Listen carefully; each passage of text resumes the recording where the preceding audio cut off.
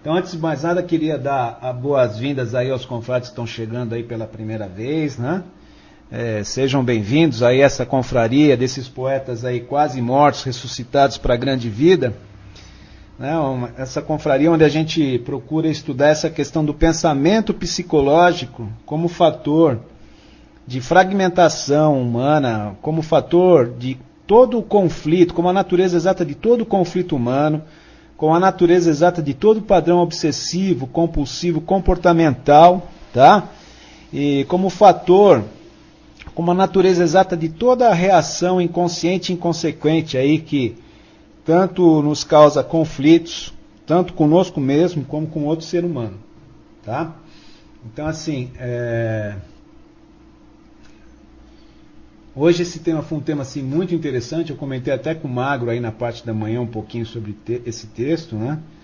E eu não vou me prender muito a ele, talvez fale até um pouquinho sobre ele, mas eu vou querer me reportar mais as coisas que eu tenho percebido aí nesse processo de autoobservação, né? De autoobservação sem escolha de tudo aquilo que se passa aqui na minha mente, né, nas emoções, no corpo físico, né, nos sentimentos, né, nas influências que ocorrem o dia inteiro, né, e que eu venho percebendo aí, ocorrendo nesse dia a dia.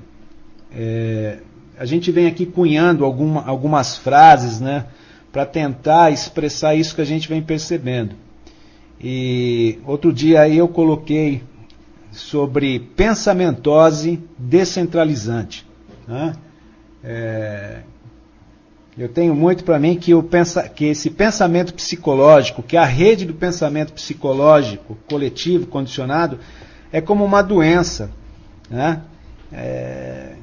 Uma neurose que acaba nos tirando do centro dessa consciência que somos, né? Então, uma vez totalmente dominados pelo pensamento psicológico, a gente acaba tendo vários tipos de reações inconscientes e consequentes, que a gente só vai tomar conhecimento delas, né? E geralmente com bastante remorso, com bastante culpa, com bastante medo e ansiedade, quando bate a consciência de que fomos tomados pelo pensamento psicológico, né?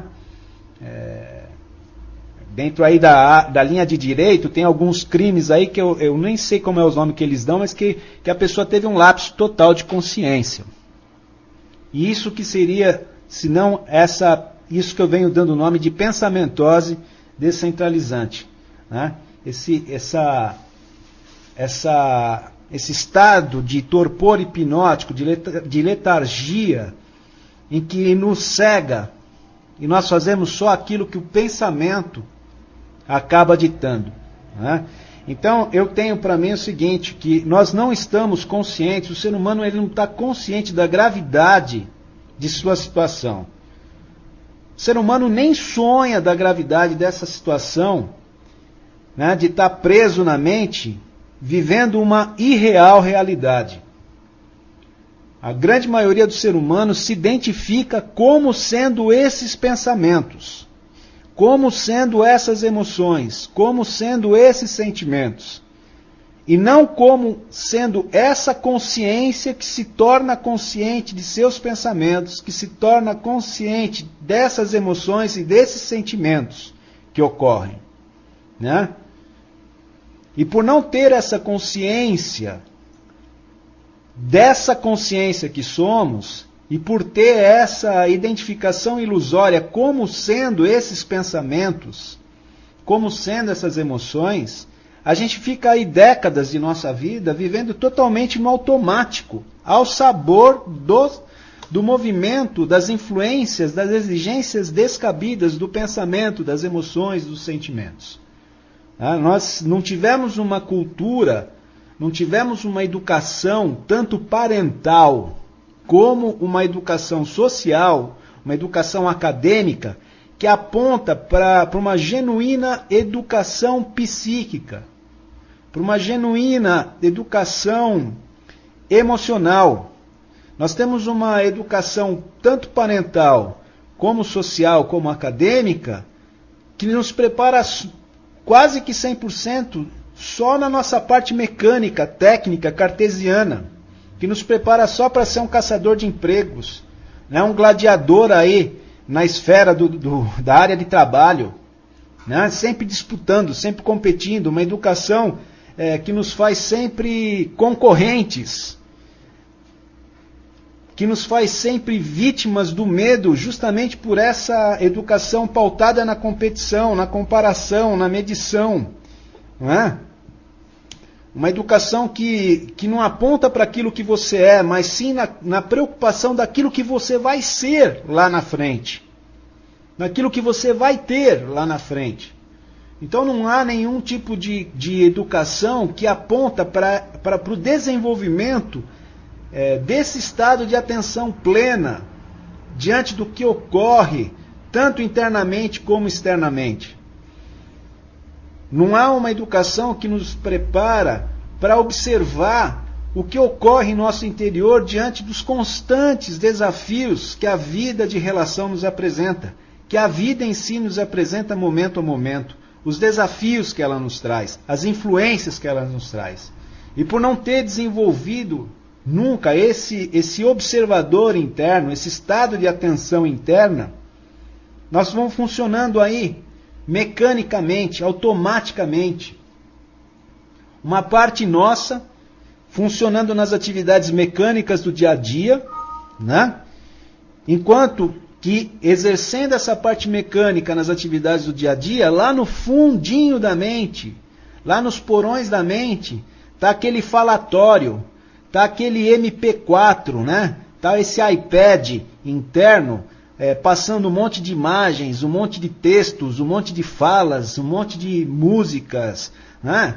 É fácil de vocês perceberem. Sabe quando vocês escutam essas músicas aí que vocês não suportam e ela não sai mais da sua cabeça? Você tenta o dia inteiro tirar aquela música do fundo da cabeça e ela fica ali o dia inteiro te aporreando?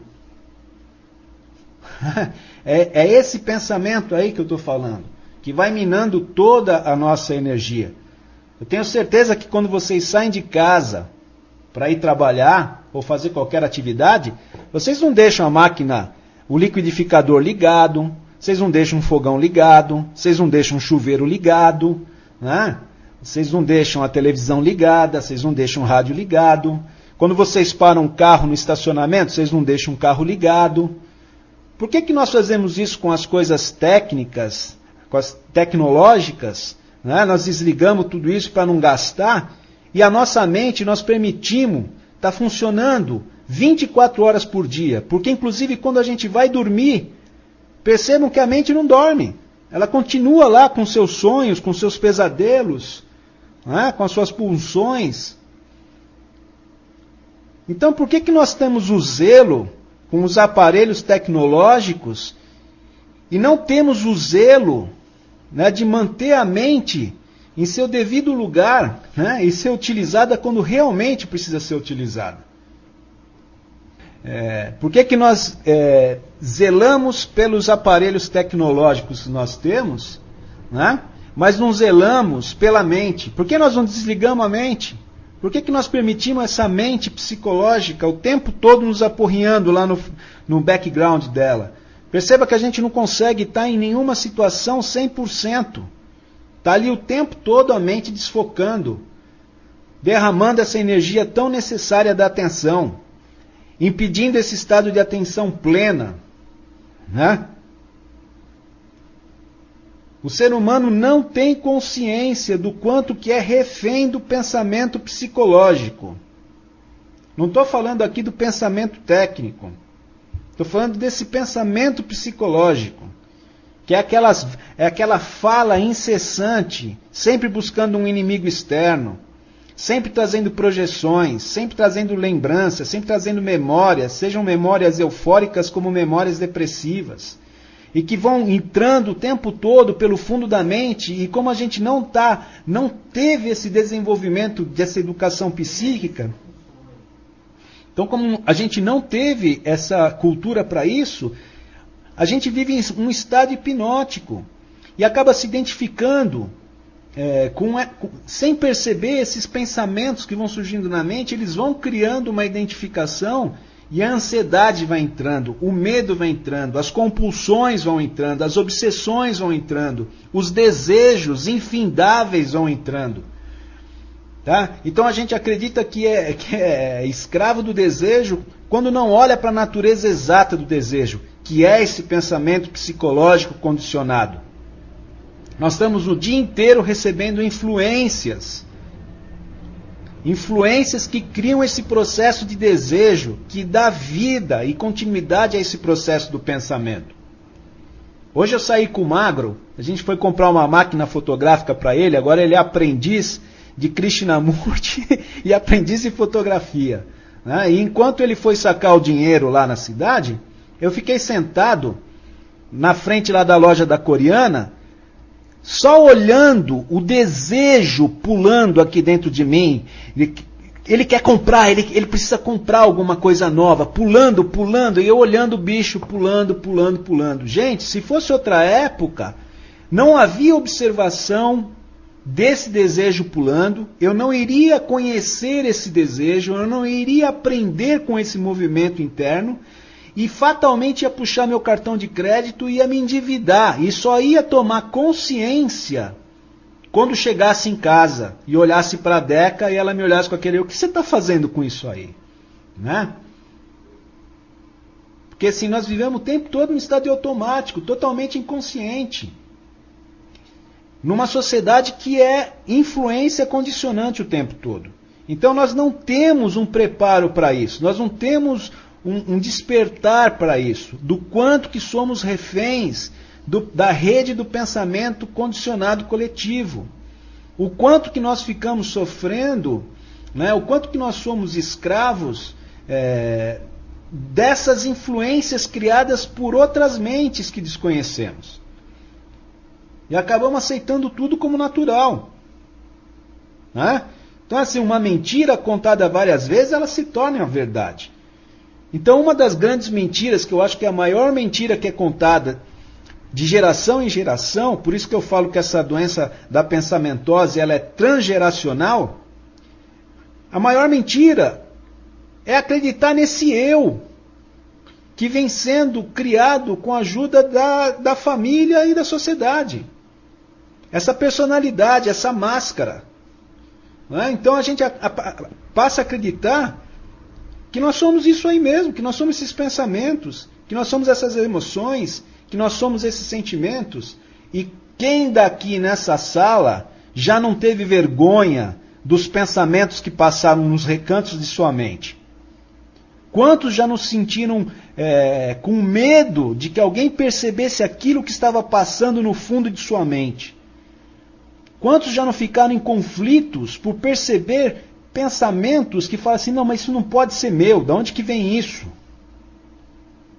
Ou isso só aconteceu com o Alt aqui? Nenhum de vocês teve nada disso? Né? De perceber umas coisas que você fala: meu, de onde é que vem isso? Né? Então eu acho que é isso que é uma coisa assim, que é terrível do ser humano não perceber a gravidade disso. Né? De fato, nós não somos sérios na proporção necessária para observar o quanto que nós estamos presos nessa rede de condicionamento psicológico. Né? O quanto que nós nos deixamos enredar de forma inconsciente com essas falas e projeções internas que já carregamos, assim como com essa incessante carga de imagens e projeções que nos vêm do externo, de momento a momento. Nós temos aí um bombardeio de marketing na nossa frente,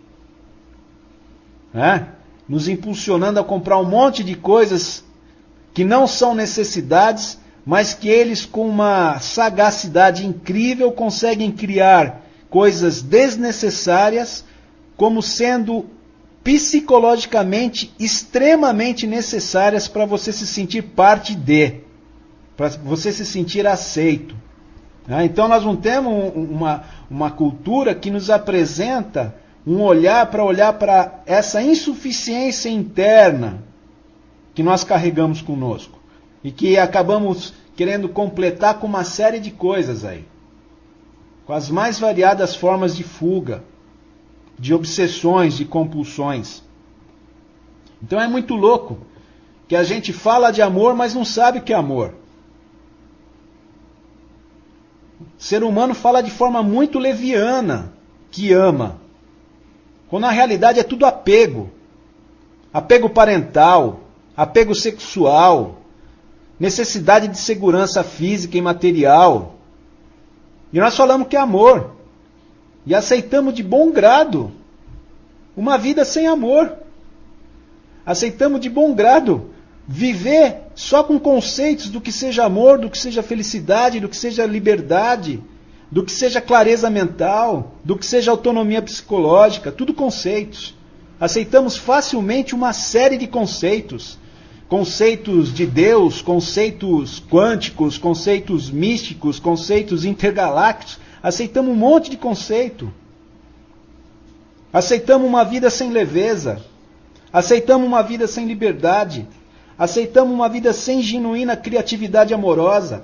Aceitamos uma vida sem genuína autenticidade de relacionamento. Aceitamos uma vida de imitação, de repetição, de padrões que foram condicionados por mentes que nem conhecemos. Então é muito louco. E as pessoas não percebem a gravidade disso. Aceitamos migalhas. Aceitamos viver sem qualquer mínima expressão de genuína criatividade.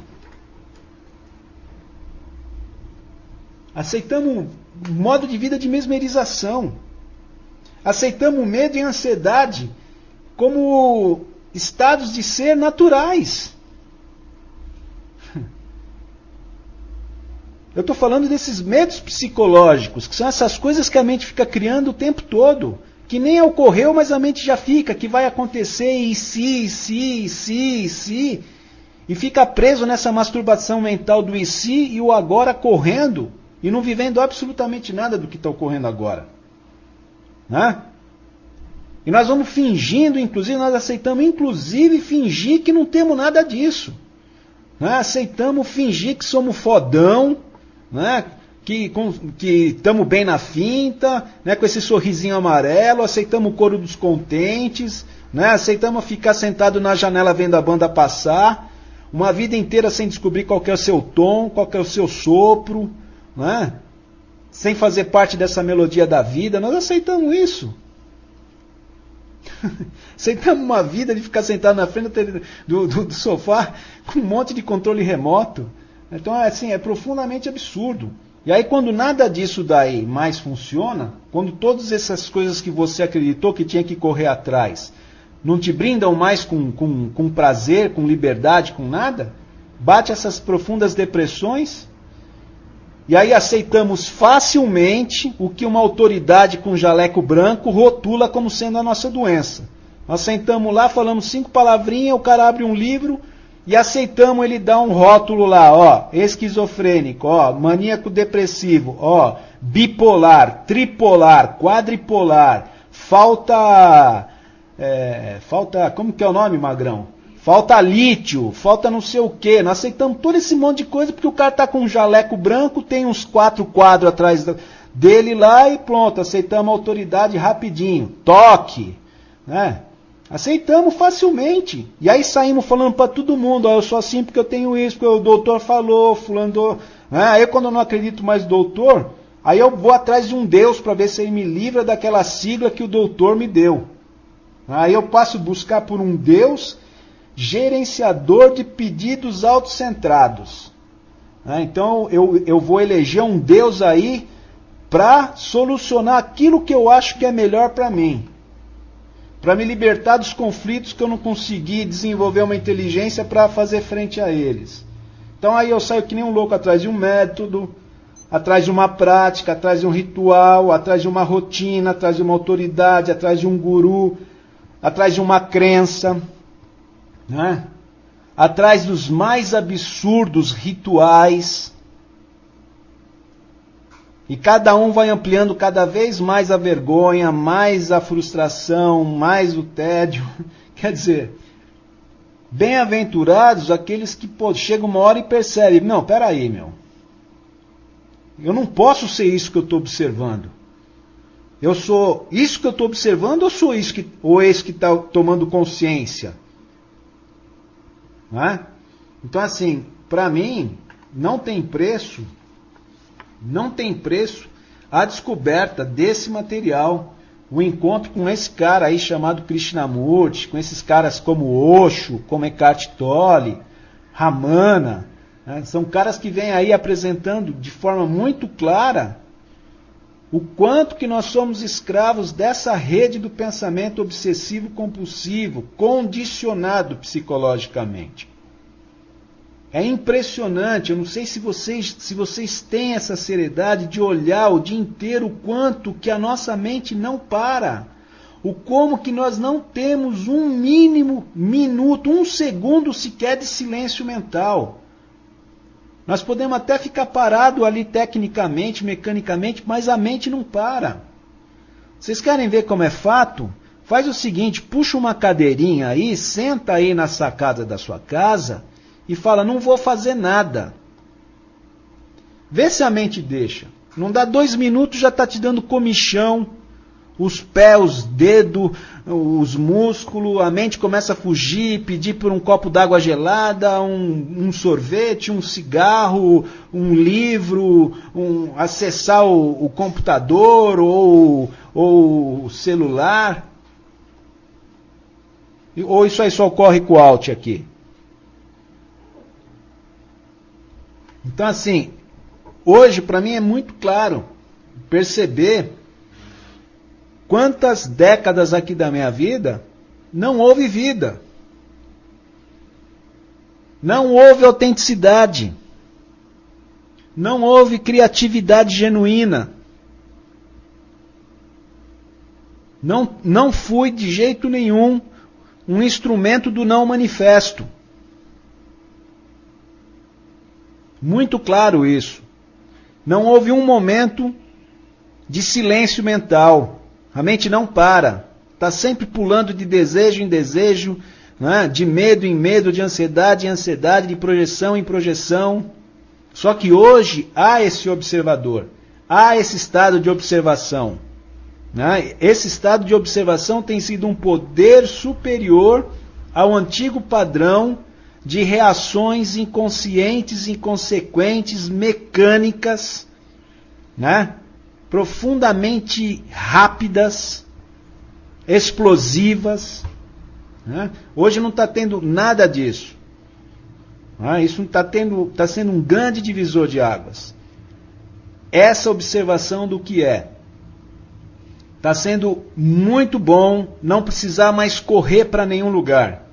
Não correr para ver se o guru resolve o meu problema, causado pelo total analfabetismo de si mesmo. Não precisar correr para pastor, não precisar correr para psicólogo, não precisar correr para psiquiatra, para padre, para instituição nenhuma, para grupo nenhum, né? Não precisar mais ficar que nem um louco atrás de trocentos mil livros, né? Poder ficar aqui com o livro que eu sou. Poder observar aqui, sentar com os medos, sentar com a ansiedade, sentar com as projeções e perceber, aprender com isso, aprender com esse movimento. Isso não tem preço. Isso não tem preço. Né? Então é isso daí, gente. Acho que eu já falei demais aqui. Foi o que me veio na mente. Né? Realmente é uma coisa assim que está muito claro hoje para o Alt, né? O quanto que o ser humano não tem seriedade, não tem a percepção do seu estado de sabotagem mental. Tá? Eu estava com o Magro Sérgio, hoje nós andamos pela Avenida Paulista, descemos aqui na estação Tietê, e eu ali vendo o pessoal dentro do metrô, né? O quanto que o ser humano aceita de forma silenciosa, migalhas de viver, em todas as áreas. É absurdo a falta de inteligência emocional que o ser humano tem no seu todo, que a sociedade tem no seu todo.